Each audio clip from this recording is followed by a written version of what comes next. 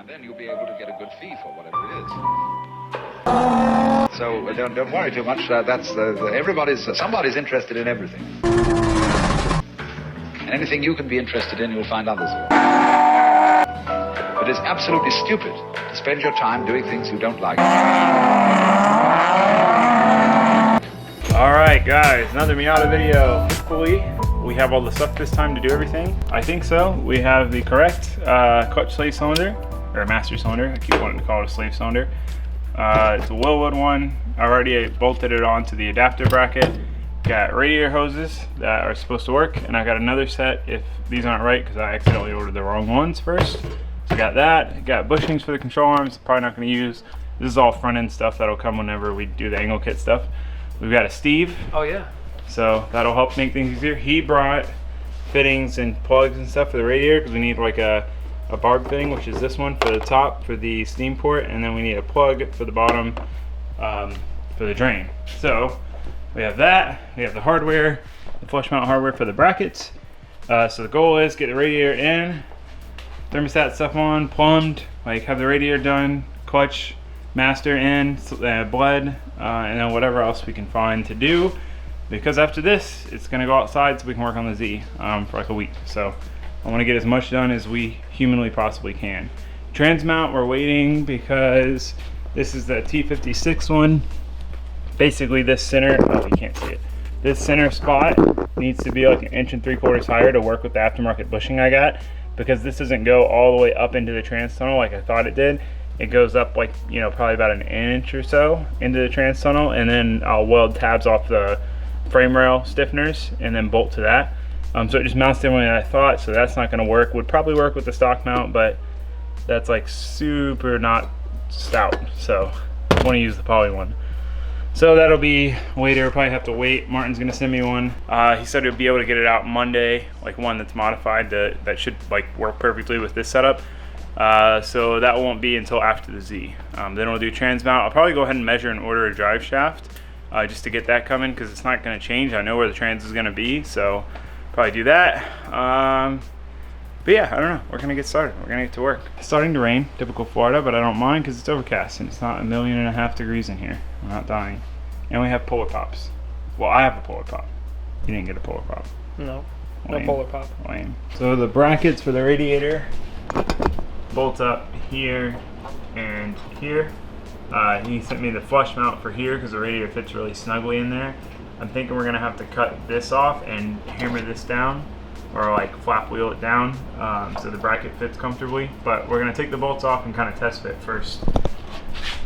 So as Steve said, we don't have to do more than we need to do. It's called efficiency. And the thing bolts on the outside. Okay, yeah, that makes sense. Cause then Oh wait, so this, yeah. No, well, this would be good. it's like painting the threads or something. No, you're making excuses. Took so long, it stopped focusing on you. Oh, no, we're back. Alright, show us the bracket. Yeah. Yeah, over there though. Down by the wrench. Up. There you go. There's the bracket.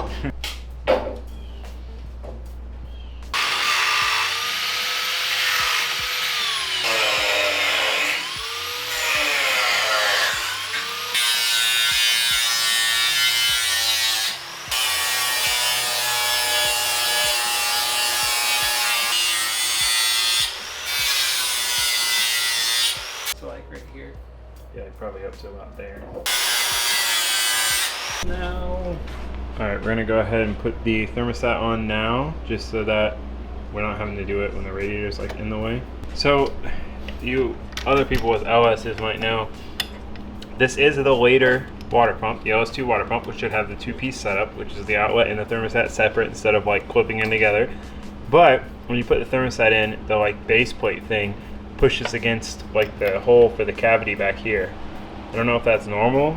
I read online someone else did that, and I was just looking to see if I had the right pump or not, but it's just weird. I don't know. He thinks that it was the same on his car, so I don't know. We're just gonna roll with it for now.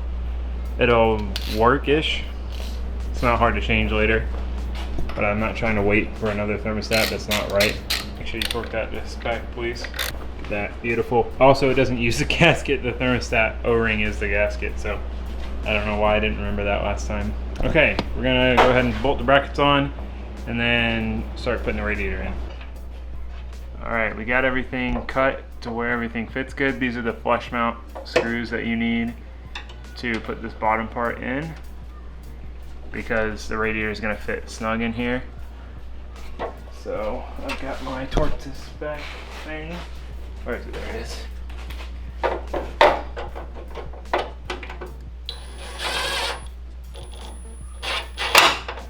Beautiful. See? Beautiful. That was like 20 foot-pounds, right? 27. All right. Now you just need to bolt on the bottom brace. I think we should probably put the radiator in and then put the bottom brace on after that. I don't know. Because I don't know how we get the radiator in otherwise. Yeah, good point. Because the lip of the radiator support Like here. one person can hold it up, one person put the bolts on. Yeah. That'll work. All right. Alright, so we've got drain plug there. This is going to the steam port, and then this is our overflow. And then this is where the radiator cap's gonna go. Again, this is gonna sit inside the rad support. So, I'm gonna install it.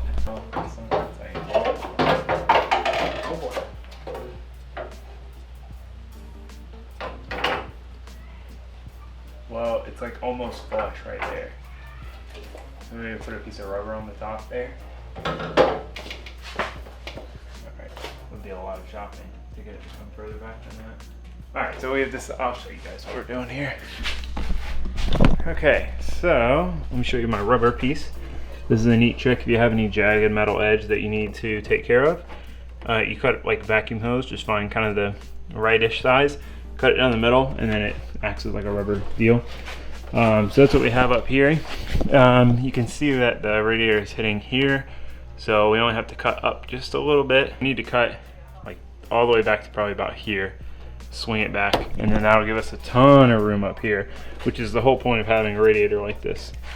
So we're gonna pop it back out. We can probably, we might be able to get it out. Anyway, that's what we're gonna do. We're marking where we're gonna cut it. So we have some reference point, and then we're just gonna send it. We think probably further, probably to about like Yeah, that's what I'm thinking. here. That's like an even cutoff.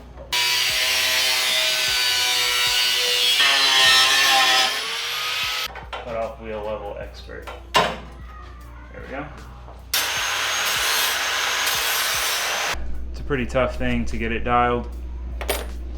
Throw a new blade on there so you can't make any excuses. I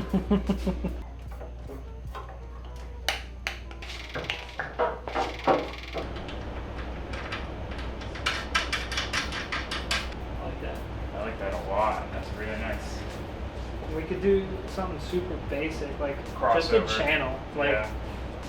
I do like his setup though, with the little piece of angle. I'm just scared of going into this. yeah. Basically the option is what Martin did most recently is he made a little aluminum bracket that bolts here and then rivets to the top, like this part of the radiator. This isn't the tank. So we could drill into this, but if we drill too far, we're going right into the core and destroying the radiator. So it's a very sketchy prospect, but it would be clean as hell. And then you just unbolt it and drop it down. All right, I just cut a radiator hose, and we're just gonna like put this on that bottom brace that goes across, just to kind of help sandwich it against the radiator and help isolate the radiator from metal on metal. Probably not necessary, but why not, you know? Check it out. Got a radiator. Look at how mint that is. It looks uneven from this angle, but it's just the rubber being squished. But like, this thing is solid. We're gonna make a bracket for the top just for safety, I guess, but it can't go out this way because it'll hit these. Like, these are basically the bracket holding it in, and then the only way it could go is this way. So we'll make a bracket, a couple little brackets holding it this way so it holds it forward. But man, like, that fits nice. Look at how much room there is for fans and stuff, which, like, I know friends with 240s have trouble getting fans in. So the fact that we can get fans in comfortably. Like, if I need to run Mishimoto race fans on this, I don't know yet, but if I do, I should be able to fit them with a shroud, which is Yeah, that seems awesome. it just looks really good right there. It will not. It's not going anywhere. No. We're just gonna put little brackets there so it's capsulated essentially, just for precaution. Look at that radiator. All right, so I say we work on the brackets first, just get that over with, and then we'll do hoses, and then we can do clutch master. So this is the Miata radiator bracket. It like bolted in like this or something like that. And then the radiator bolted to it, or something like that, I don't remember. But basically, we're gonna cut this, like just past this second curve back, put a little rubber hose there, and this like loops perfectly around the tank. I'll show you guys when we're done. And then we'll tech screw it to the core support. So, should work out. This is my first time test fitting it.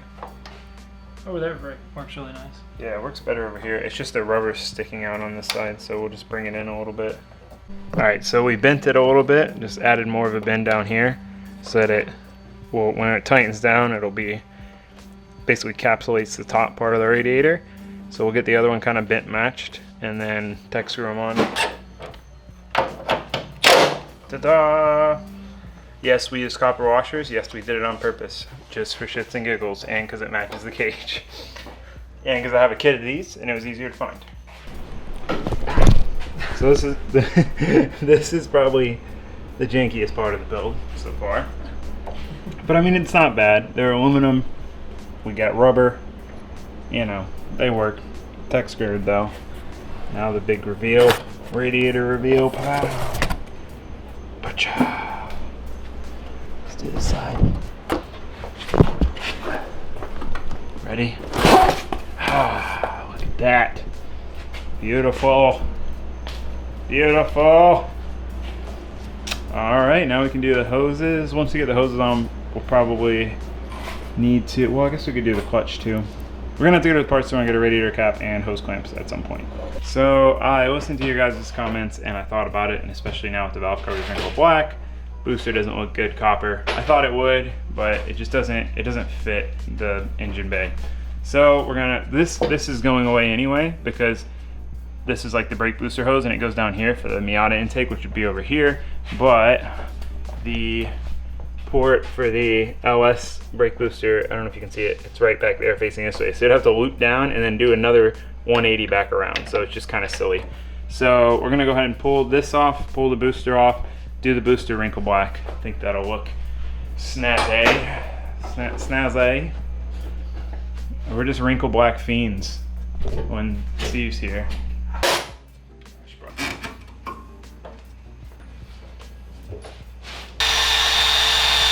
Should we be hot boys and try to tape off the tag?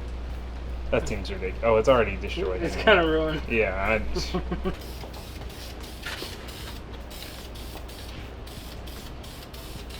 So what we're doing now is we're going to test fit the hoses, and then we'll just mark where to cut them. So that one we won't cut up top, just on the bottom. Yeah. So we just need to mark where to cut that one on the bottom. How loose? Is it too loose? It's pretty loose. It is. Yeah, because we test fitted this side, I think, and this side was fine. I don't know. I mean, it might work, but I feel like we could probably find, all it is a 90. I feel like we could find something at the parts store that will. Yeah, so let's measure. We'll just take that in and know that it needs to be a little smaller than that. Right. So to keep this clutch line out of the way, the booster goes, we're gonna pull it tight and then put one of these little bracket deals on it, like this, like so. So look at that work of art. It's like tight enough to where it holds it snug, but not so tight that you can't move it. Cool. I gotta figure out how to come through over here.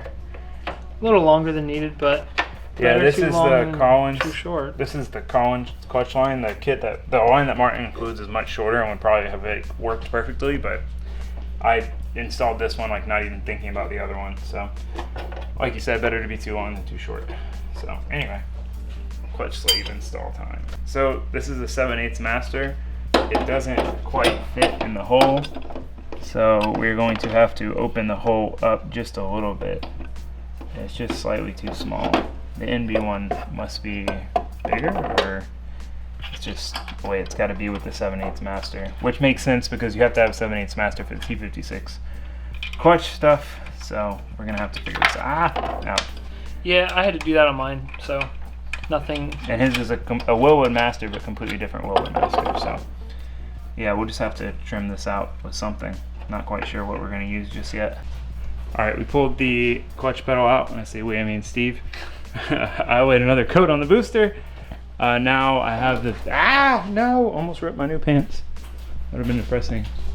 I have this big stepper bit to. These bits are the best thing in the world. If you are drilling holes in car stuff, they're life changing. Pass the torch on to Steve here. Oh no. Oh, it's fine.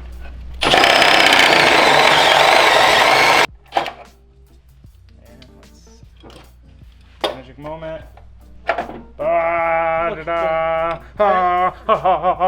think that was the most easy, successful thing we've done all day. Yeah, absolutely. Absolutely the easiest thing we've done all day. Oh no, don't say that, because then things might get easier. Is that a bad That thing? would be. Alright, we got the fitting on the end. Slide this in. Yeah, that other side is going to be... No, it's not going to work. Alright, so I need to push this in all the way. Alright, parts store trip was a moderate success. We got a smaller diameter hose that should work a little better with the water pump that I have, and it's got the same like bin setup. So we'll cut it there. It is a Gates, which I don't really like the Dayco one a little better, but what do I know, this could be better. Got radiator fan zip tie things. I got like this different kit, which we didn't intend to, it was the only other one they had. Got hose clamps. Trick, these are like the commercial hose clamps from behind the counter, and they have a lot more size options, and they're nicer hose clamps. And it ends up being a little cheaper depending on what you need. Then we got a radiator cap. What pressure was this one? 16? 16 psi, so we got a little higher pressure one. So actually, let's see if this fits first and foremost. Dun dun dun. Oh wait, wrong way. Beautiful. It's not. Go further? No, that was it. Oh, I lied. Yeah, okay, so hoses are going to be the next step. Get the hoses on. Then we can get steam port fitting on down here. And then hopefully I didn't show you guys the booster. Hopefully the booster will be dry by then.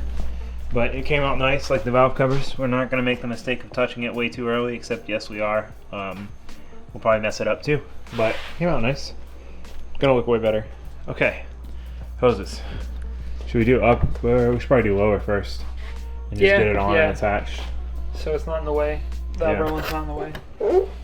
Pro tips. One of these 1/4-inch nut runner things is good for the small hose clamps. I'm putting these on the heater core bypass hose.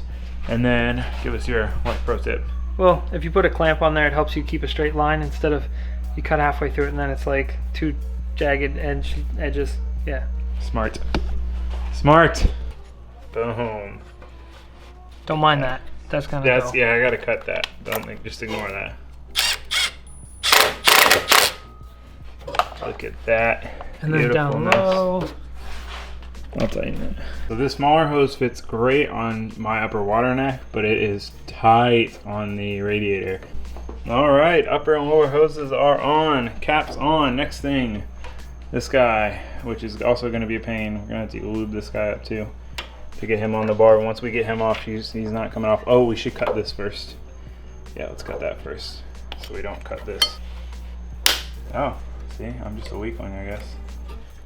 Oh, there you go. I think you had like fractured it the first time or something, because that first one was really easy. Look at that beautiful routing.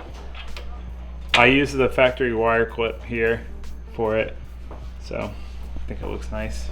I got the fancy brake fluid off Amazon, the German stuff. So I just attached the hose to the fitting on here because I realized we forgot to bench bleed it. So this will allow us to bench bleed it. And it's probably better that we do it in the car so that we make as little mess as possible.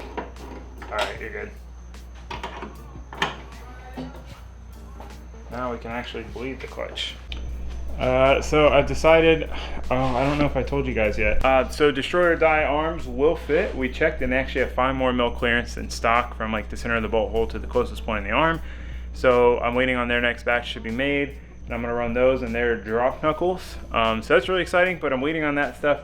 I need to get the car out of here for the Z, so we've got the stock stuff kind of just thrown on there. I have new bushings for this upper arm and a new ball joint and stuff, but I'm not going to do that right now. Put my old coilovers back on just for now because I don't want to scratch up my new ones, which are over there. But mainly I just do this right now because one, I need to get it rolling by the end of the weekend, and two, it like was hanging down on my face while I was under there to bleed the clutch. So that's what we're doing now, even though I said that last time. All right, Steve. Yeah. Steve, show them what it do. Ah, look at that. Look at that. It's a clutch pedal. It's kind of firm. Feels Look like my at car. that. We have a clutch pedal. Oh, I never showed you guys this shift knob. This shift knob came on the factory shifter of the CDO9 when I got it. And I was going to throw it away, and I was like, man, it's a 1 through 5, which is wrong for the trans and everything, but I'm keeping it to keep with the transmission's roots. You know, that's where it came from, an owner who put a 5-speed knob on a 6-speed car. So we're going to stay true to its roots. I like the knob, too. That was the quality kind of car this came out of. Yeah, exactly. Exactly. And I actually like it. And I'm loving the GK Tech shifter and how high it is. Like, oh, it's going to be perfect. We were just talking about it when I have a handbrake, like a hydraulic right up there, everything's going to be, it's going to be set up like I wanted. With everything really close to the wheel, I'm going to have the wheel a little far back. You can probably see all the brake fluid on my glasses. It was spraying everywhere. Anyway, yeah, no, I'm really excited, like, so far of like how the ergonomics are ending up. I'm definitely gonna have to, I have this like 2 or 3 inch hub adapter. I definitely need to switch to like a short NRG one, so that when I run my deeper dished wheel, it's not like in my face, so I can get everything set correctly. Hopefully this thing's dry and we can put the booster back on, then I can't think of much else to do. We got the steam port hose thing on. I don't know if I showed you guys this or not. And like I said, I was using this wire thing. Radiator hoses are in. I want to fill it up with coolant, but I don't want to do that until I start it. That's like a jinx yourself thing. Like, get ahead of yourself. It feels like the radiator is ahead of ourselves, because normally it's like one of the last things you do, but it's just like we had it. Might as well do it, get it done. I think next after this, well, we got to do front angle kit stuff. I got to do the trans mount drive shaft. And then after that, it's going to be just wiring, and plumbing's mostly done. And yeah, so fuel lines for plumbing, wiring, interior, exterior, you know, and the angle kit and the trans mount. But like, we're getting there. We're narrowing down the list. Oh, you know what we're going to do? We're going to start crossing. No! Cross stuff Look at all the off. stuff we can cross off. Clutch, slave cylinder, pachow. Radiator and hoses, pachow. There was something, yeah, intake manifold and gasket and stuff. Blah blah pachow. Trans mount can't cross off yet. Brakes can't cross off yet. Can cross off extended studs because they didn't work. Front suspension can't cross off yet. Otherwise we would have. Fuel pump, like we could almost do now, but I'll wait on that till we're doing fuel stuff. Make it a comprehensive video for you guys. But hey, the list is getting smaller, and that's exciting. All right, no more copper master cylinder. No more copper hard brake. Oh, God, dude, I'm telling you every time. It's when you're here. No more copper brake booster. No more copper brake booster hose hardline. Yeah, I think it looks way better. Radiator in. I'm gonna have to edit this out because I'm just gonna say the same thing 10 times. But look at it. Would you just look at it? Would you just look at it? Just look at it. So these are the fans that come with the Monster Miata swap kit. They come with a connector, which is cool. So I just have to depin this, you know, crimp these onto wires, and then be able to plug them and unplug them. We've got our little radiator zip tie kit. This is a better example. You know, eventually I'd like to do a shroud and potentially bigger fans, but like I said, for now, this should work fine. So we're gonna mock them up, make sure that they'll fit the way we have everything, and then start attaching. So we tested just to make sure these were coolers and everything was correct, and man, they like actually move more air than I thought. This is probably gonna be plenty big enough. Like, if anything, we might just need to make a shroud down the road, but they pull some air, so I think we're good. I just need to mount them, chop my finger off first. I almost did. Alright, we're being lazy and we haven't put the fans on, and we're just looking at things. And one thing that I'm not too sure of is the radiator cap is lower than the inlet to the water pump. So it is not the highest point in the system. So how does that work? How would we fill the whole system up with water? You know, this should be the highest point, so technically it's always going to be lower.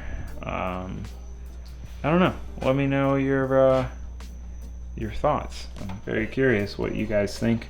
You know, maybe we're just overthinking it and this won't be a problem, but like based on my insties, general knowledge of cooling systems, I'm not 100% sure how it's gonna work. If I didn't say it in the video, you guys would comment about it and tell me I'm an idiot for not noticing it.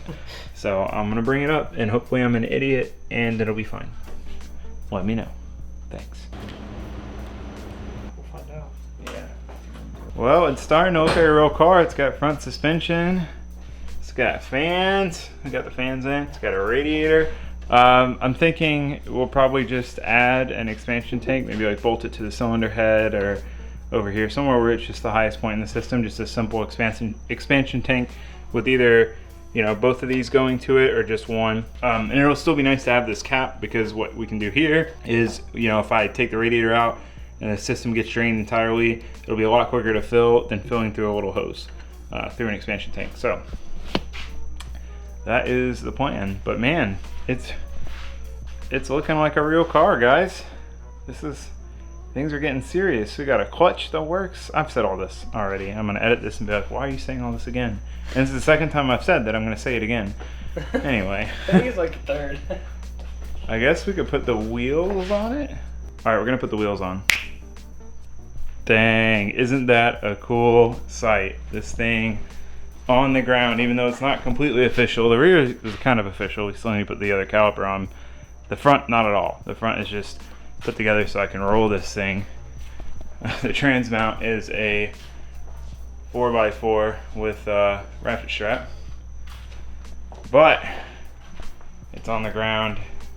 It has wheels on it, and it has an LS in it and a radiator. I'm gonna stop now before I repeat myself. But this is exciting. This is very exciting. Oh, it looks sick. The engine bay looks rad with it, like, not up here. I hear a V2 ripping in the distance. Yeah, I heard that too. Well, guys, I think that's gonna be it for today's video. We got a lot done. Like, it was a very productive day. We didn't have any real huge headaches, so that's really cool. It's always a nice day when projects go smoothly, like you hope they will. Thanks again to Steve for all the help. Thank you guys for watching. Thanks for subscribing. Say bye, Steve. See you later.